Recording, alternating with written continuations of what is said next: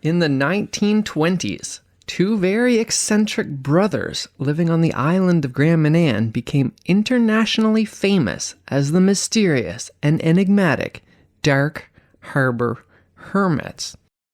Hundreds of tourists from the United States and even faraway Europe came to visit them in their homemade shacks on the beaches of the strange and isolated place known as Dark Harbour, where the hermits would entertain the tourists with their art, their poems, and their songs.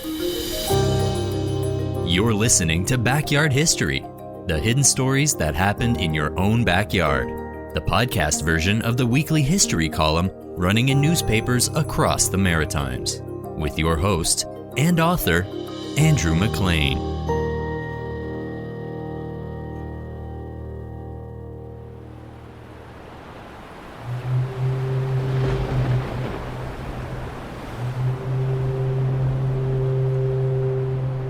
When the fog rolls in on the chilly breeze and the sun goes down in the west, the moan of the wind through the shivering trees plants a thrill of fear in one's breast.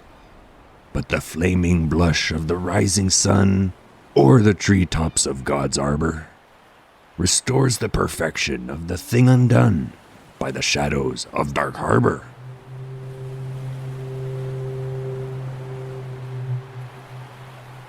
In 1949, more than a decade after they passed away, the Telegraph Journal wistfully recalled the Dark Harbour Hermits, describing them as probably the most cheerful recluses in history. Those who knew William and Lewis best claimed they weren't hermits at all at heart, but incurable practical jokers who for years chuckled at themselves over the impressions they made with their strange clothes and stranger antics. They enjoyed putting on a show, and it was a good show. While their real names were indeed William and Lewis, everyone knew them as Darby and Lucy. In 1937, reporter Chester Allen Dixon visited the Dark Harbour Hermits to write a profile on the enigmatic duo. Lucy and Darby are known in New York, London, Paris, and Rome as the Dark Harbour Hermits. Yet comparatively few people in Canada have heard of the Grand Manan anchorites. The hermits themselves have lived within speaking distance for 35 years, and, as Darby puts it, we have never enjoyed a single spat. The reporter arrived at their home, called The Bat. Situated at the base of a towering cliff on the west of Grand Manan is The Bat, the novel abode of Darby Green. A few yards away is the dwelling of his brother Lucy. The Bat is a story-and-a-half structure built of material collected from the bleak shores of the west coast of Grand Manan Island. Starting with the erection of a mere hut over 3 decades ago, the hermit has built onto the main structure several additions of unique architectural design, which represented many years of toil on the part of the near-sighted builder Darby Green. Over the doorway on the outside of the dwelling is fastened the original nameboard of a ship that was wrecked at Dark Harbour a third of a century ago, called The Bat. The doorstep of the abode consists of several ancient hatches, which were salvaged from wrecks many years ago. The walls of The Bat are decorated with a collection of every conceivable kind of bizarre photographs, which evidently appealed to the peculiar artistic tastes of Darby the Hermit. The rooms inside the Bat include a room which is inaccessible, for it has no windows or doors. One can enter only through the trap door of an upstairs chamber. Darby takes great pleasure in piloting the stranger up the insecure ladder to the upper room, where the eerie silence becomes oppressive as the trap door is silently removed. One is invited to peer into the apparent mysterious abode of spirits, for nothing of a material nature is discernible in the mysterious depths. A soft chuckle behind me causes me to turn quickly from the cavernous recess, just in time to catch the furtive expression on Darby's countenance, which seems anything but reassuring. The hermit bursts into shrill laughter, and the spell is broken. Darby hastily replaces the trapdoor and advises me to hurriedly retreat. Grand Manan is a large and somewhat isolated island in the Bay of Fundy. Before the arrival of Europeans, the Pescamukati and Wolastoqey people called it Manuncook, which means simply the island. It was considered a safe place, and they brought their elderly people there in winter. it was also a sacred burial place. French explorer Samuel de Champlain was probably the first European explorer to set foot on the island. As I've said many times in different episodes, Samuel de Champlain was great at exploring, but terrible at spelling. It seems that he simply tried to give the island the same name as the Pescamukati called it, Manancook, but somehow garbled it into Manthani. He then also added Grand to it, Grand being, of course, a French word for big, so the island became Grand Manthani. The name of the island evolved and was later changed 3 separate times during Champlain's life by Champlain himself because of his own spelling mistakes. It went from Menanthi to Menasni to Menani and eventually settled on Manan. But it's a big island, so Grand Manan. After his rather questionable tour around the Dark Harbour Hermits' homemade house on Grand Manan, our intrepid reporter Chester Allen Dixon sets about trying to pin down just who these mysterious and evasive hermits really are as people. There is a sort of Treasure Island atmosphere about the building and its surroundings, and the hermits themselves could easily be mistaken for members of Long John Silver's crew. Louis, who went by Lucy, as the younger of the two, tall and straight with a mass of long white natural curls falling over his shoulders, with piercing black eyes, ever searching one's very soul for signs of duplicity. The other brother, Darby, was quieter and the steadying influence. He could literally recite poetry by the yard, and his memory is never at fault when a reading match is on the docket. Lucy was described as the entertainer of the two, and was also quite noted for his ability to make fine artistic carvings. His preferred canvas was the wooden stock of guns, and he would carve intricate and detailed woodwork onto them, with decorative metals set into highly polished wood with mechanical precision, without the aid of the lathe or other modern tools. He claimed to the reporter that he did all of his carvings with a rusty knife he found buried in Grand Manan, stuck in a human skull. He claimed that he was guided to the location of the knife in the skull when a Bible fell open to him, and he followed the clues on the page. After telling the reporter that story, he added what seems to be his trademark line. And that story is the unvarnished truth. The reporter jotted down a story Darby recounted about meeting a pack of guests on the pathway to Dark Harbour on one moonlit night. It was a moonlit night, and I was sauntering down the pathway in the uninhabited district. Suddenly 4 bearded men dressed in ancient homespun suits blocked the road. Each man carried a clothes bag on their back. These were fitted with rope drawing cords. They threw all of their burdens to the ground, and their leader produced a chart before my astonished gaze. One of the 4 placed his finger on the chart and croaked, "This is the place!" I was standing within 8 feet of the leader. Curiosity impelled me to step nearer. As I did so, the forms literally vanished from sight, much to my surprise and disappointment. And that story is the unvarnished truth. Neither me nor my brother has ever told an untruthful story. It isn't ever especially clear what exactly caused the Dark Harbour Hermits to live their lives in an isolated, ramshackle home, alone on the uninhabited side of Grand Manan. They grew up on the other side of Grand Manan Island, in the village of Castilla.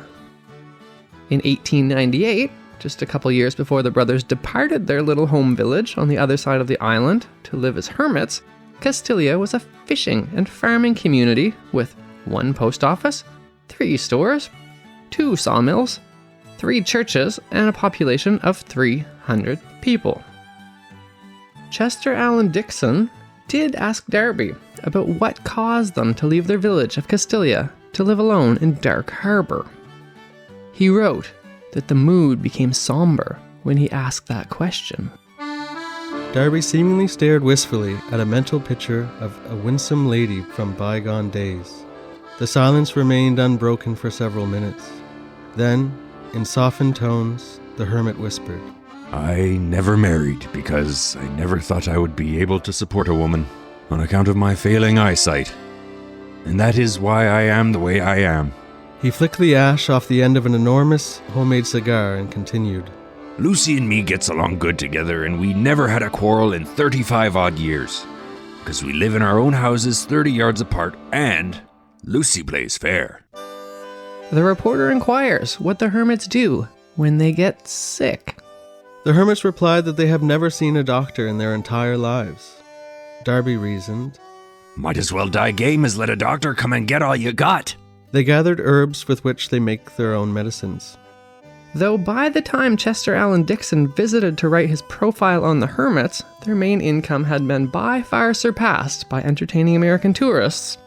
But nonetheless, he wrote that Dulse gathering has long been the lifetime occupation of the Dark Harbour Hermits.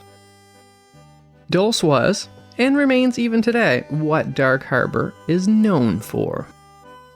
Because this podcast has an awful lot of listeners outside of the Maritimes, actually the vast majority of its listeners are now from outside of the Maritimes. Hello to everyone from across Canada, across the United States, and, much to my surprise, the very dedicated fan base in Brazil.